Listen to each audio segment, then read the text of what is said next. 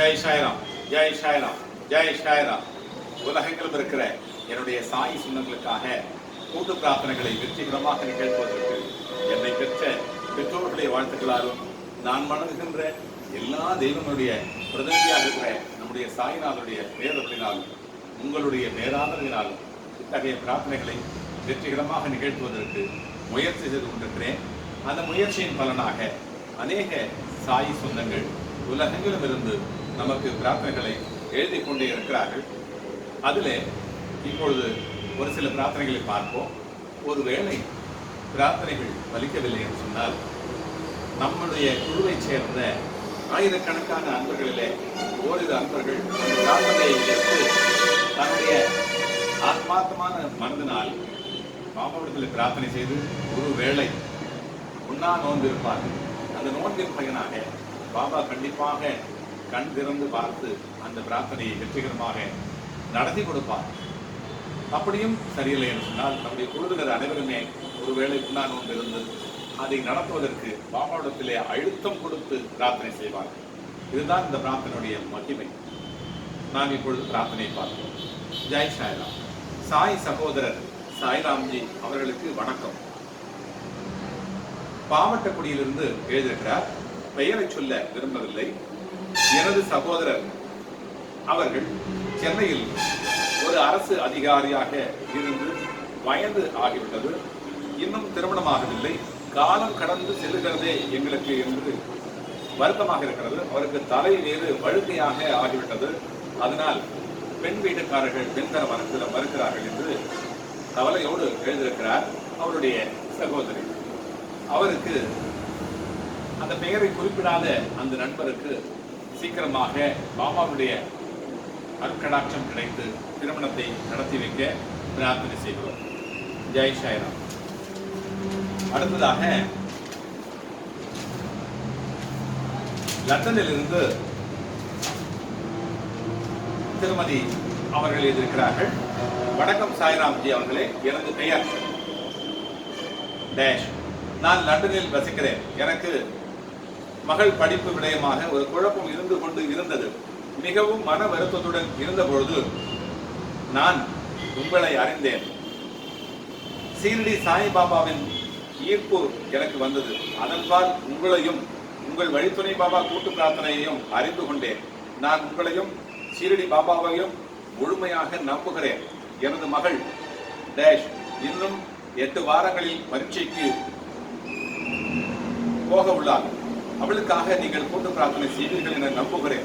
அத்துடன் எனக்கு ஒரு பாபாவின் பேட்சையும் அனுப்பி வைக்குமாறு தாழ்மையுடன் கேட்டுக்கொள்கிறேன் என்று சொல்லியிருக்கிறார்.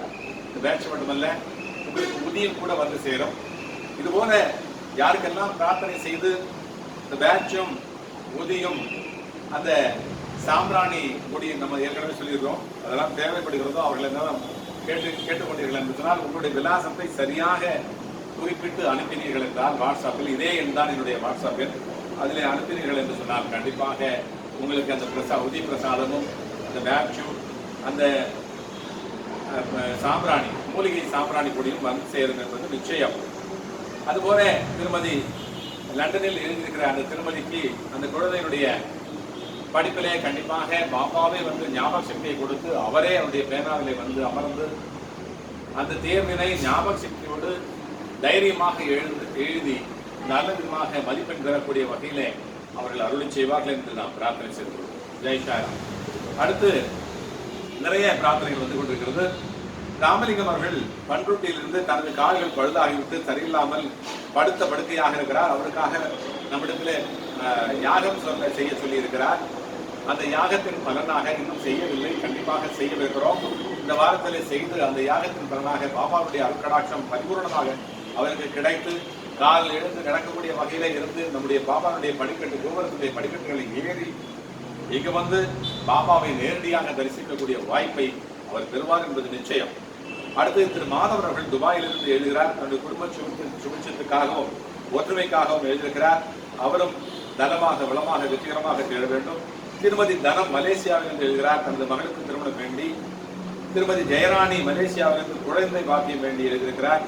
திரு சாய் சமர்த்தர் முருகையா பக்தர் சாய்பாபாவிடத்திலே அவருடைய தொழில் நலமாக இருக்க வேண்டும் என்றும், தொழில் வெற்றிகரமாக நடந்து கொண்டிருந்த தொழில் சீக்கிரமாகவே அது ஏதோ ஒரு சில காரணங்கள் எல்லாம் அது சிதிலமடைந்த நிலைக்கு வந்துவிட்டது. சீக்கிரமாகவே அது நல்ல விதமாக மாறி பழையபடி அவர் மீண்டும் நல்ல ஒரு பாபாவுடைய அருள்கொடையெல்லாம் கிடைத்து நல்ல சுபிட்சத்தை பெற வேண்டி பிரார்த்தனை செய்து கொள்கிறோம். அடுத்து அஸ்வின் சுனிதா இருவரும் ஒன்றாக வாழ்விலை இணைந்து வாழ வேண்டும். அவருடைய இந்த பக்கம் மாமனாரும் மாமியாரும், இந்த பக்கம் தாயும் தந்தையும் இருவருமே வேண்டுவது அவர்கள் இருவரும் நலமாக இருக்க வேண்டும், ஒற்றுமையாக இருக்க வேண்டும். ஆனால் இந்த இருவருமே ஒற்றுமையாக இல்லை. ஆகினாலே இந்த அஸ்வின் சுனிதா இருவரும் தன்னுடைய வாழ்க்கையை இணைந்து மனமுட்டு வாழ வேண்டும் என்று நாம் பிரார்த்தனை செய்து கொள்ள வேண்டும். அடுத்து சிங்கப்பெருமாள் கோயிலிலிருந்து நாராயணன் அவர்கள் விபத்திலே அடிபட்டு கோமா நிலையில் இருக்கிறார். கோமா நிலையில் இருக்கிற அந்த விபத்து நடந்த விபத்தாக இல்லாமல் அது அவருக்கு அருள்கொடையாக மாற வேண்டும். பாபாவுடைய அருள்கொடை கிடைத்து மீண்டும் அந்த கால்கள் எழுந்து நடந்து வரும் விதமாகவும் அந்த கோமா நிலையிலிருந்து திரும்பி நினைவு வந்து நல்ல ஒரு குடும்ப தலைவராக மீண்டும் அவர் வர வேண்டும் என்று பிரார்த்தனை செய்து கொள்வோம்.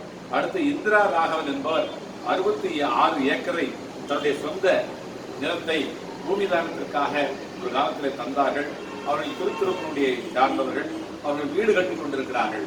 அந்த வீட்டை சீக்கிரமாக அவர்கள் விரும்பியபடி நலமதத்திலே முடித்து அழகாக உறுதியாக கட்டி அந்த வீட்டிலே குடிபுக தகுந்த வகையிலே எந்த விதமான தடையும் நேராமல் நல்ல விதமாக அவர்கள் நடத்தி அந்த வீட்டை கட்டி குடியிருக்க வேண்டும் என்று நாம் பிரார்த்தனை செய்து கொள்கின்றோம்.